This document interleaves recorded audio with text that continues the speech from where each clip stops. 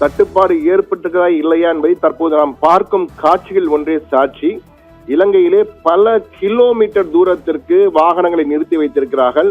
நிறுத்தி வைத்து பெட்ரோல் டீசலுக்காக தொடர்ந்து நின்று கொண்டிருக்காங்க. ஒரு பக்கம் 2 சக்கர வாகனங்கள், மறுபக்கத்திலே 4 சக்கர வாகனம், 3 சக்கர வாகனம் என பல கிலோமீட்டர் தூரத்திற்கு நிறுத்தப்பட்டிருக்கின்ற வாகனங்கள். இது கடந்த 2 தினங்களாக இலங்கையின் பல்வேறு பகுதிகள், பதுலா மாவட்டம், கொழும்பு, நுவேரலியா உள்ளிட்ட பல்வேறு இடங்களில் இதே போன்ற காட்சிகள் தான் காணப்படுகிறது. இந்த ஒரு காட்சி இலங்கையில் பெட்ரோல் தட்டுப்பாடு அதிகம் இருக்கிறது என்பதற்கு சாட்சியாக நிற்கின்றது. இதற்கு அடிப்படை காரணம் மத்திய கிழக்கு நாடுகளில் உருவாகியுள்ள போர் பதற்றம் தான். இந்த போர் சூழல், போர் பதற்றம் என்பது போர் சூழல் உருவாகி இருக்கிறது. தற்போது இரு தரப்பும் ஈரான், இஸ்ரேல், அமெரிக்கா ஆகியவற்றுக்கிடையே நடைபெறும் இந்த சண்டையிலே கடுமையான பாதிப்பு ஏற்பட்டிருக்கிறது. முக்கியமாக எரிபொருள் தட்டுப்பாடு ஏற்படும் என்ற பிரச்சனை வருவதற்கு காரணமே ஓர்மூஸ் ஜலசந்தி என்று ஒன்று இருக்கிறது. இந்த ஓர்மூஸ் நீரிணை, தமிழ நீரிணை என்று அழைக்கிறோம், பொதுவாக ஓர்மூஸ் ஜலசந்தி என்பார்கள். இந்த ஹோர்மூஸ் நீரிணை தான் மிக முக்கியமானது. அதாவது குவைத் ஆகட்டும், மற்ற நாடுகளிலிருந்து எண்ணெயை ஈரான் வழியாக உள்ள இந்த ஓர்மூஸ் ஜலசந்தி வழியாகத்தான் இந்திய அரபிக்கடலுக்கு வரவே முடியும். இந்திய பெருங்கடலுக்கோ அரபிக்கடலோ வருவதற்கு இந்த ஓர்மூஸ் ஜலசந்தியை கடந்தால்தான் வர முடியும். ஆனால் அதை கடப்பதற்கான வாய்ப்பை தற்பொழுது ஈரான் மூடிவிட்டது. ஓர்மூஸ் ஜலசந்தியை மூடிவிட்டது. எங்களை தாக்குகிறீர்கள், நாங்கள் ஏன் உங்கள் எண்ணெய்களை அனுப்ப வேண்டும் என ஓர்மூஸ் ஜலசந்தியை ஈரான் மூடிவிட்டதால் தற்போது எண்ணெய் கப்பல்கள் வெளியே வர முடியாத சூழல் ஏற்பட்டிருக்கிறது.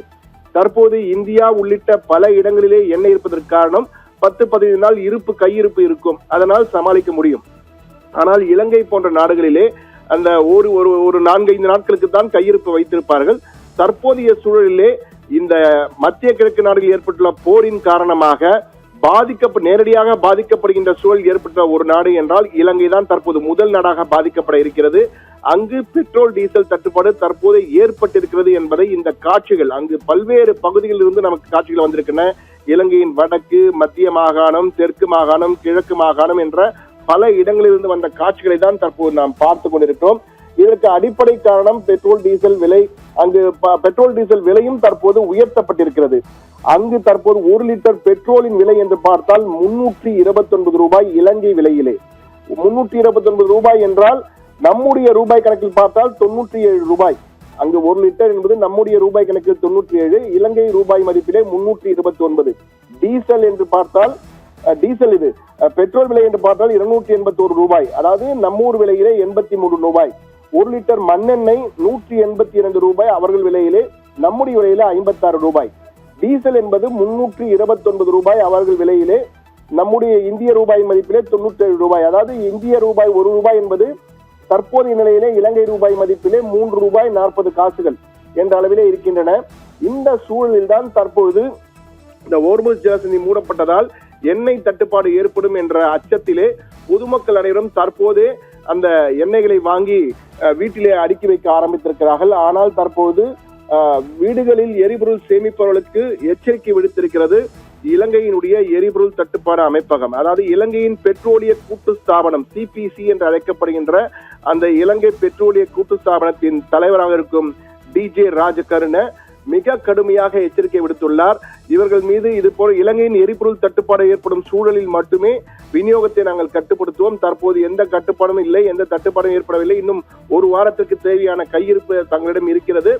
ஒருவேளை தட்டுப்பாடு ஏற்பட்டால் QR முறை, இந்த ஏற்கனவே 2 ஆண்டுகளுக்கு முன்பு இந்த QR முறை, ரேஷன் முறை போன்று QR முறையை நாங்கள் அமல்படுத்துவோம் என்ற வகையில் தெரிவித்திருக்கிறார். தற்போதைக்கு எந்த பிரச்சனையும் இல்லை. எனவே தேவையின்றி அனுமதியின்றி வீடுகளில் எரிபொருளை சேமித்து வைப்பவர்களுக்கு எதிராக சட்ட நடவடிக்கை எடுக்கப்படும் என எச்சரிக்கை விடுத்திருக்கிறார். இவர் எச்சரிக்கை விடுத்திருந்தாலும் தற்போது பொதுமக்கள் அச்சமடைந்து நீண்ட வரிசைகளில் காத்திருக்கின்றனர். அந்த நிலைதான் தற்போது எங்கும் காணப்படுகிறது என்பதுதான் யதார்த்த நிலையாக இருக்கிறது. எனவே போரின் காரணமாக, மத்திய கிழக்கு நாடுகளில் ஏற்பட்ட போரின் காரணமாக நேரடியாக பாதிப்பு என்பது தற்போது இலங்கையிலே தெரிய வந்திருக்கிறது என்பதுதான் தற்போதைய யதார்த்த கள நிலவரமாக இருக்கிறது. ஆனந்தி, தகவல்களுக்கு நன்றி சண்முக சுந்தரம்.